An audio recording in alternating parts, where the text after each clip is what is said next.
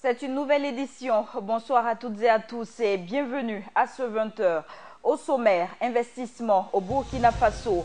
Le président du Faso rassure les hommes d'affaires saoudiens. Roch-Marc Christian Kaboré les a invités à venir investir au Burkina.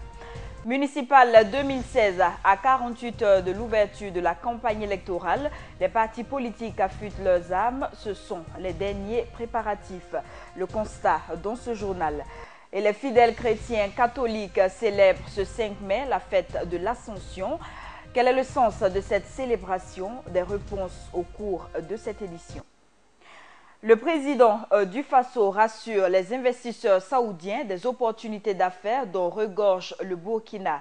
Roch-Marc Christian Kaboré a échangé hier à bâton rompu avec des investisseurs saoudiens à la Chambre de commerce de Riyad.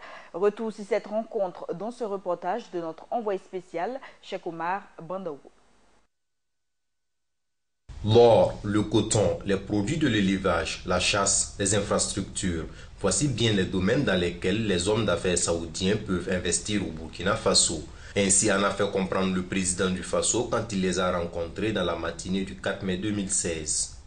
Nous, en tout cas au Burkina Faso, je dois pouvoir vous assurer que tout ce que nous pouvons faire pour attirer l'investissement saoudien, en tout cas vous pouvez être sûr que nous le ferons.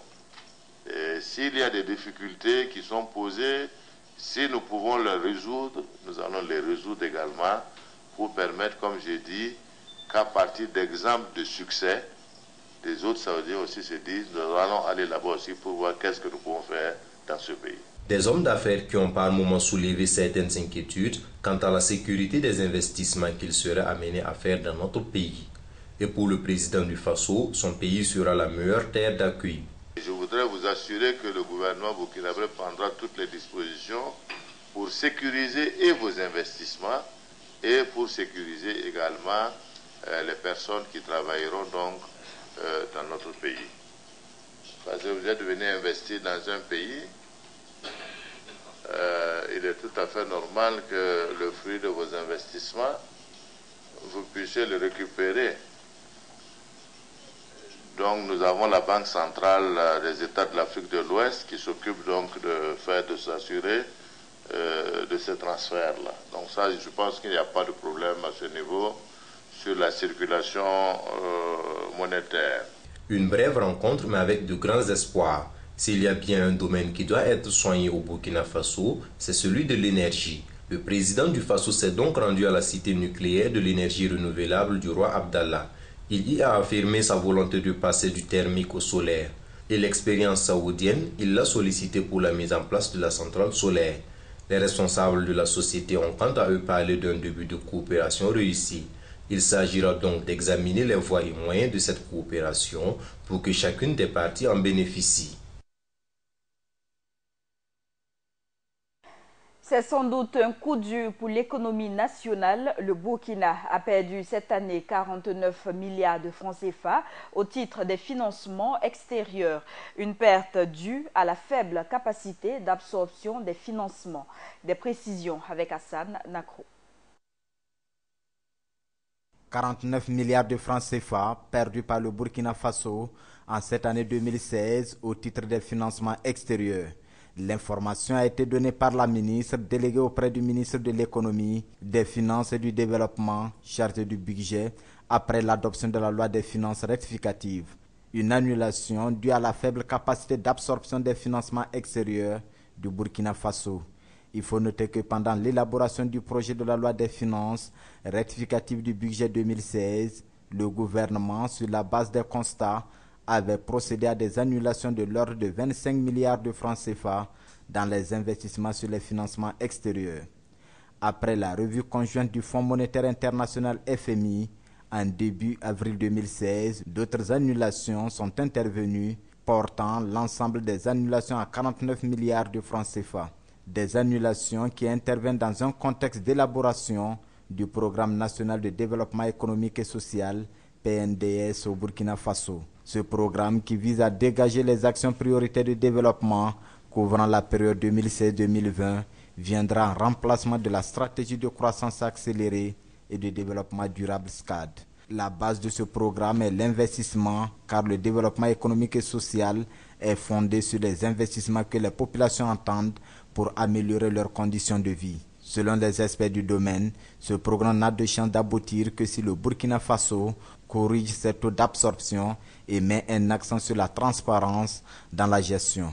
Mais comment se fait-il qu'un pays comme le Burkina Faso possède des fonds extérieurs qu'il n'arrive pas à utiliser pendant que les besoins d'investissement sont énormes? Il est temps donc que le nouveau gouvernement tienne compte de tous ces fonds logés dans ces comptes extérieurs pour faciliter la mise en place du programme quinquennal du président du Faso. Poursuivons toujours en économie. La BCEAO annonce que 14 institutions de microfinance dans l'espace UEMOA étaient en difficulté en 2015. L'une de ces institutions qui demeurait sous administration provisoire se trouve au Burkina Faso. Et selon la BCEAO, en décembre 2015, la zone UEMOA comptait 679 institutions de microfinance. La suite de ce journal, la 4e conférence africaine de management a débuté aujourd'hui autour du thème « Servir l'Afrique par le management ». Jusqu'au 7 mai prochain, ce cadre d'échange permettra aux responsables d'entreprises et enseignants-chercheurs de l'Université de Ouagadougou de partager leurs acquis en matière de management. Ibrahim Zongo, reportage. Servir l'Afrique par le management, c'est sous ce thème que se tient la 4e conférence africaine de management organisée par l'Université Ouagadougou, la Société africaine de management avec le parrainage de la Bank of Africa. 3 jours durant, les enseignants-chercheurs venus de l'Afrique et d'ailleurs vont réfléchir sur les voies de développement des entreprises africaines et sur les difficultés de la pratique du management en Afrique.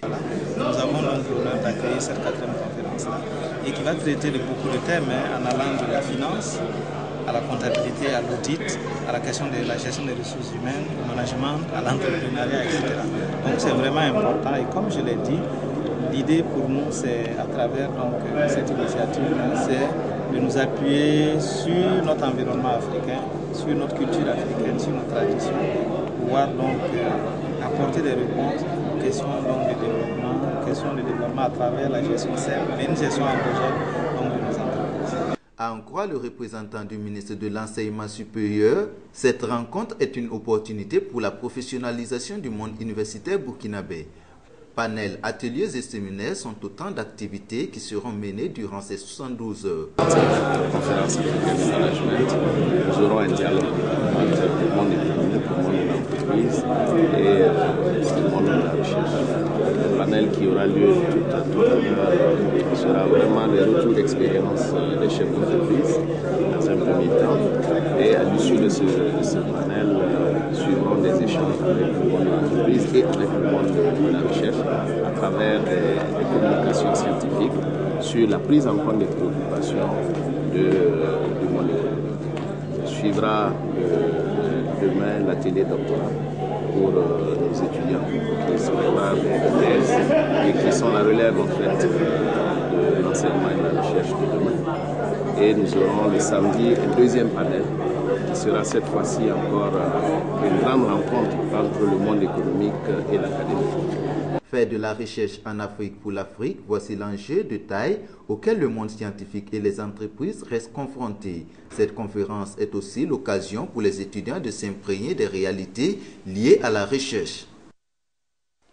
Plus que 48 heures avant le début officiel de la campagne électorale pour les élections municipales. Dans les quartiers généraux des partis politiques, ce sont les derniers préparatifs, partis au pouvoir ou partis d'opposition. Tous espèrent rafler le maximum de communes au soir du 22 mai. Notre reporter Ibrahim Zongo a fait le tour de quelques sièges de partis. Suivons. À 48 heures du début effectif des campagnes pour le compte des municipales du 22 mai prochain, l'heure est au dernier préparatif dans les partis politiques. Au mouvement du peuple pour le progrès, l'on est déjà fin prêt avec un dispositif commun sur tout le territoire national. Nous avons mis en place au niveau de la direction du parti un certain nombre de dispositifs organisationnels et nous avons mis en place une coordination nationale, nous avons des coordinations provinciales de cette campagne et nous avons des directions communales Même scénario au quartier général de la nouvelle Alliance du Faso, où l'on dit avoir tout réuni, tant au niveau national qu'au plan communal, pour s'assurer d'avoir le meilleur suffrage. Sur le territoire national également, le choix est laissé aux uns et aux autres et de peaufiner les stratégies de campagne. Actuellement, nous sommes plutôt en train de mettre à la disposition donc, des structures au niveau national et sur tout le territoire national, on est en train de mettre à leur disposition les spécimens, les affiches et tout ce qu'il faut également pour ces élections municipales. À l'Union pour le progrès et le changement, libre cours a été donné à chaque commune de mieux s'organiser en fonction des réalités de sa localité.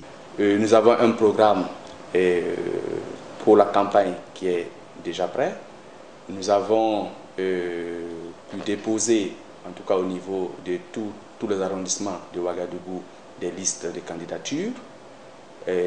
Actuellement, notre stratégie est fin prête. Tous disent être dans une bonne dynamique, soit pour confirmer, soit pour renverser la vapeur. Nous sommes très sereins, nous sommes confiants. Au niveau de Ouagadougou, nous sommes présents sur l'ensemble des 12 arrondissements. Comme nous le disons, toutes nos listes sont validées et nous sommes prêts pour aller aux élections, avec bien sûr la conviction que nous allons remporter. Important de confirmer la confiance que le peuple a placée à notre parti depuis les élections couplées au mois de décembre. Rappelons que c'est ce samedi 7 mai que s'ouvrent les campagnes municipales sur tout le territoire burkinabé. Et c'est environ 5 millions d'électeurs qui sont attendus dans les urnes le 22 mai prochain. Toujours dans le cadre des municipales, le Parti pour la démocratie et le socialisme, Parti des bâtisseurs, PDS Metba, dévoile sa nouvelle stratégie. Il annonce la réduction du nombre de ses candidats dans les communes et veut se concentrer dans les régions où le PDS Metba a fait bon nombre de scores lors des élections législatives. Et dans le cadre de ces élections, le parti de feu Ama Arba Diallo sera représenté dans 25 communes des 13 régions du pays. L'annonce a été faite hier par les membres du bureau politique national. La commune de Zogoré n'est pas en marge de l'organisation des élections municipales du 22 mai. Le président de la CENI, Maître Barthélémy Kéré, l'a affirmé aujourd'hui même. Il a déploré la situation qui prévaut dans cette commune du Yatenga et qualifie cela de défi grave lancé à la démocratie et à la République. Rappelons que des habitants de Zogoré auraient empêché le dépôt de la liste du Mouvement du Peuple pour le Progrès, MPP, pour les municipales. Maître Barthélémy Kéré qui annonce que des concertations sont en cours. Autre information, le cadre d'expression démocratique CED exige qu'un audit soit fait sur la gestion du Conseil national de la transition, le CNT. Pascal Zaïda, le président du CED, demande également aux autorités la mise en accusation de certains membres du gouvernement. C'est face à la presse que cette organisation de la société civile a donné hier sa lecture de la situation nationale. Des détails, c'est avec Hassan Nakro. Il faut que le rapport de l'autorité supérieure de contrôle de l'État et de la lutte contre la corruption, ASELC, sur la gestion de la transition soit rendu public. C'est du moins ce que réclame le cadre d'expression démocratique. Quant à la question liée au rapport de l'ASE, nous avons demandé que ce rapport soit rendu public. Il faut également qu'un audit soit fait sur le Conseil national de la transition, a souligné Pascal Zaïda et son équipe. Nous avons exigé qu'il y ait un audit au niveau du Conseil national de la transition géré par mon ami Chichérif, afin que nous puissions savoir, en 13 mois de gestion du CNT, où l'homme revendiquait en tout cas la fierté et l'honnêteté, alors qu'est-ce qui a dû se passer là-bas? Voilà. Ils interpellent également le Parlement burkinabé de mettre en accusation certains membres du gouvernement qui auraient violé certaines dispositions de la Constitution burkinabé. Ensuite, il y a eu une violation de la Charte à son article 1er, et une violation de la Constitution à son article 72 et 73. Donc sur ces points, nous avons tout simplement demandé au Parlement de mettre en accusation les membres du gouvernement impliqués dans ces affaires.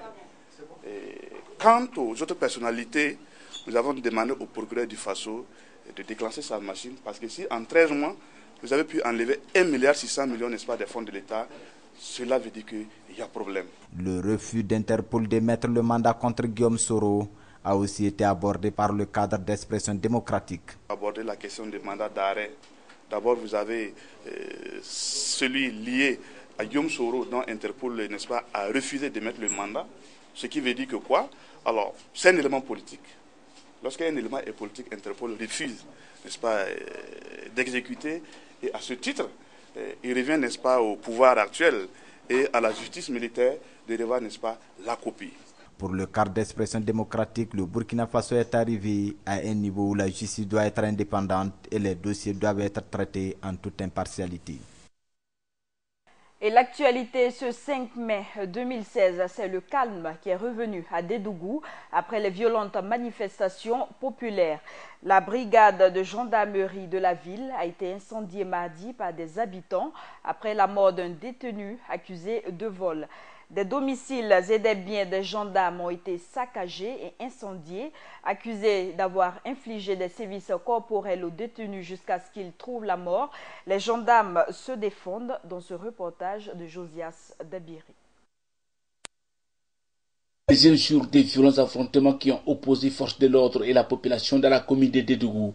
Le constat à notre passage est triste. Des traces de projectiles, des domiciles privés et la brigade territoriale de gendarmerie partie en fumée. Soit en tout 3 domiciles privés incendiés, des motos et un camion ben décimé et de nombreux autres dégâts. En réalité, les faits sont partis d'une enquête menée dans le cadre d'un cambriolage au domicile du commandant de groupement à son absence. Et au cours de cette enquête, l'élément qui est décédé faisait partie en réalité des auteurs entre griffes. Voilà, parce qu'il a été retrouvé avec lui un matériel qui a été volé. La cité de Bangui vit au ralenti après cette violente manifestation de la population suite à la mort encore non élucidée d'un habitant à l'hôpital qui était en garde à vue dans les locaux de la gendarmerie dont on accuse les gendarmes d'en être la cause. Oui, je pourrais vous dire que à notre niveau, nous ne pouvons pas soutenir cela parce qu'en réalité, il n'a pas été frappé par les gendarmes. Bon, maintenant, comme c'est eux leur version, bon, je pense qu'il y a tout un ensemble des examens qui peuvent être effectués, notamment de l'autopsie. Chez le chef du canton, celui-là même qui a tenté de calmer la population, qui a malheureusement désobéi à son appel à la retenue, les chasseurs traditionnels d'Ozo sont venus faire allégeance à sa majesté et lui ont retiré leur soutien total. On ne peut pas comprendre qu'on puisse demander pardon à des jeunes en fait. À partir de l'imam jusqu'à lui, le représentant du chef du village. C'est ce qui a donc amené donc à sortir donc les instruments de guerre. Malgré la visite d'une mission gouvernementale, la ville demeure quasiment calme. Des routes barrées par les éléments de la gendarmerie pour parer à toute éventuelle recrudescence de la violence. Tout porte à croire que les petits plats sont mis dans les grands afin que la calme revienne rapidement et que les bons vivre ensemble prônent le psychodrame qui prévaut actuellement dans la localité. Et si le calme est revenu à Dédougou, les grognes sociales n'ont pas cessé pour autant. Selon l'AIB, des enseignants ont organisé un sit-in à Sabsé, dans la région du centre-nord, pour protester contre des retards dans le traitement de leurs dossiers. La manifestation, organisée par le Syndicat national des travailleurs de l'éducation de base, SINATEB, a entraîné la suspension des cours dans plusieurs écoles de la commune hier mercredi. Autre information, trouver de l'eau potable de nos jours relève d'un parcours de combattants dans certains quartiers. La ressource est devenue très rare en cette période au point que des habitants de Ouagadougou vivent difficilement les coupures intempestives d'eau. Même la solution de distribution alternée de l'eau annoncée par l'ONEA a du mal à être comprise. Suivant ce constat de Mahmad Sangaré sur le calvaire enduré par des familles résidant à Kouritenga et à Nagrin. L'eau potable est devenue une denrée rare dans la capitale burkinabé ces derniers mois. Dans certains quartiers de la ville, l'obtention de ces liquides précieux relève d'un parcours du combattant. C'est le cas ici au quartier Kouritenga. Depuis hier matin, à 5 h, on s'est levé. Quand on a ouvert, il y a le vent seulement qui rencontre faux. Donc depuis hier matin, on n'a même pas eu une goutte d'eau. Voilà, tous les bidons là, les fils sont vides. On ne peut même pas préparer. Hier midi, on a préparé. Donc jusqu'à présent, il n'y a même pas mangé.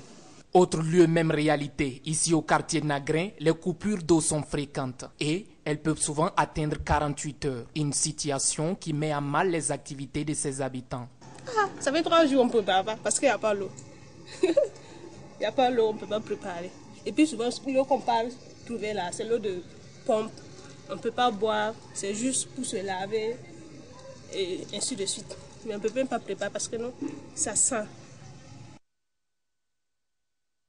Depuis à peu près 4 jours, on n'a pas eu une goutte d'eau. Avant, ça venait la nuit, tard dans la nuit, ça allait encore.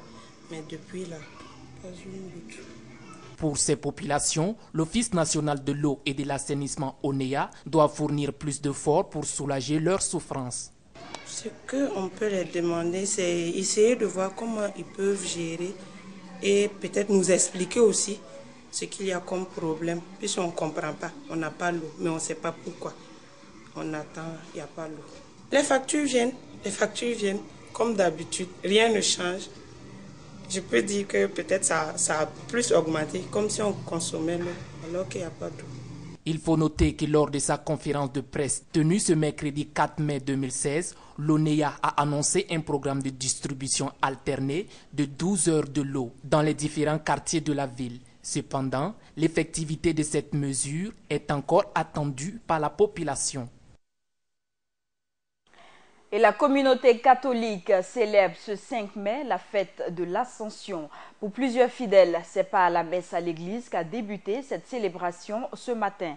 Ils sont également nombreux, ces hommes et femmes, qui ont répondu à l'appel du Christ en se faisant baptiser en ce jour d'Ascension. Suivant ce reportage de Samba Kassile Traoré.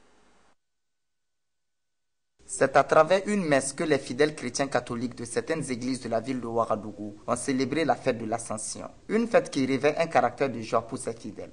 Cette journée de l'Ascension, je la vis en une très très grande joie, surtout que la famille de Dieu s'est agrandie avec ses baptisés, ses confirmés et les nouveaux mariés.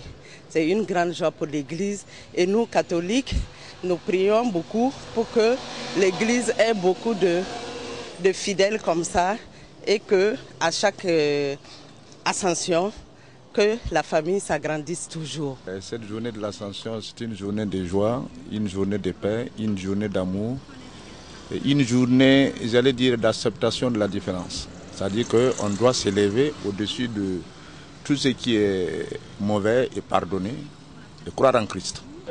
Particulièrement, le sentiment qui m'anime, c'est le sentiment de gaieté, surtout pour la grâce que j'ai reçue aujourd'hui. Ça m'anime.